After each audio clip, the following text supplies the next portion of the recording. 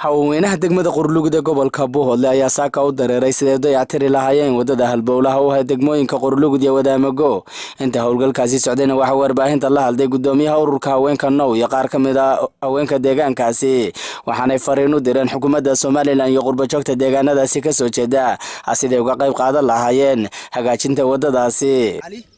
waxaan ka socdaa ururka wadada ee haweenka ee Qorilugud waxaan ka socdaa in wadadii aan la ilaawin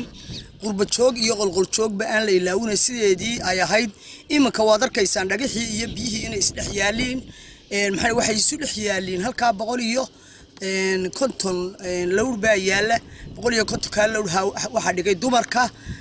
maxay waxaan doonaynaa iminkana inaan wadadii la ilaawin wadadii abaar baana ilowsiisay xilli baana ilowsiiyay shuban baa dadkii ku dhacay maxay jadeeca ku dhacday oo faahaya imanka hadeerna shubanki ma joogsan sidii uu soo xaway magaalada Qorilugud waa magaalo ka hadhay gobolada wadamo kaga hadhay wadadu dhibaato weyn bay nagu haysaa waana wada aad u xun dabeedna waxaanu ka codsanaynaa jaariyadaha iyo dawladda iyo hay'adaha caalamiga ah inay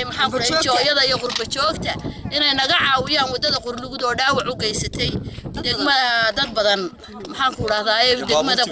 wadadana ayaa dhaawac weyn u geysatay dadka u kala guushaya gobolada Bohol iyo Togdheer asi kastaba ha ahaatee wadadan ayaa hore waxa u dhagax dhigay wasiirka hore wasaaradda madaxtooyada Soomaaliland Xirsi Cali Xaaji Xasan hase ahaatee waxba kama qabsoomin waaya la iga ducaalay warbaahinta caalamiga ee Qorilugud News